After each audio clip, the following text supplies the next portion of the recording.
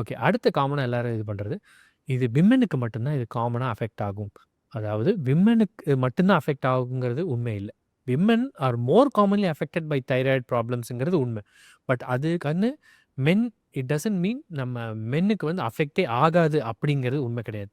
Women R more commonly affected. But men are also affected. இந்த மாரி இந்த thyroid ப்ராப்ளம்ஸ்லாம் பெரியவங்களுக்கு மட்டும் தான் வரும். குழந்தைங்களுக்கு வராது அப்படிங்கிறது கூட அது இல்லவே இல்ல. குழந்தைங்கள இன்ஃபேக்ட் பொறந்த குழந்தைக்கு கூட கன்ஜெனிட்டல் ஹைப்போதைராய்டிசம் அப்படின்னு சொல்லுவோம். அந்த பொறந்த குழந்தைக்கே வந்து தைராய்டு கிளாண்ட் ஒழுங்கா டெவலப் ஆகாம இருக்கலாம். அவங்களுக்கு இந்த தைராய்டு ஹார்மோன் ஒழுங்கா சுரக்காம இருக்கலாம். அப்படி இருந்தா அவங்களுக்கு நம்ம அதைய கண்டுபிடிச்சு தைராய்டு ஹார்மோன் சப்ளிமெண்ட் குடுக்குறதுங்கிறது ரொம்பவே எசென்ஷியல். ஏன்னா நம்ம முன்னாடியே பார்த்துருக்கோம்.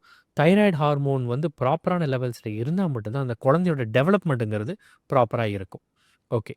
அப்புறம் நம்ம ஊர்ல பல பேத்துக்கு இருக்கிற இன்னொரு காமனான ஒரு பயம், நம்மளுக்கு பிரெக்னன்சி அப்போ போய் தைராய்டு ஹார்மோன் எடுக்கலாமா? தைராய்டு ஹார்மோன் டேப்லெட் எடுத்தா பிரெக்னன்சி அப்போ ஏதாவது பயம் வந்துருமான்னு? பிரெக்னன்சி அப்போ உங்களுக்கு ஹைப்போதைராய்டிசம் இருந்தால், உங்க டாக்டர் உங்கள எடுக்க சொல்லியிருக்காருன்னா, நீங்க தைராய்டு ஹார்மோன் எடுக்கிறது ரொம்ப, ரொம்ப, ரொம்ப அவசியம். ஏன்னு பார்த்தா, தைராய்டு ஹார்மோன் இருந்தால் மட்டும் தான், உங்க குழந்தைக்கு அந்த first 20 weeks of brain development அப்படிங்கிறது, அம்மாவோட பிளட்ல இருக்கிற தைராய்டு ஹார்மோன் மூலமா தான் நடக்கப் போகுது.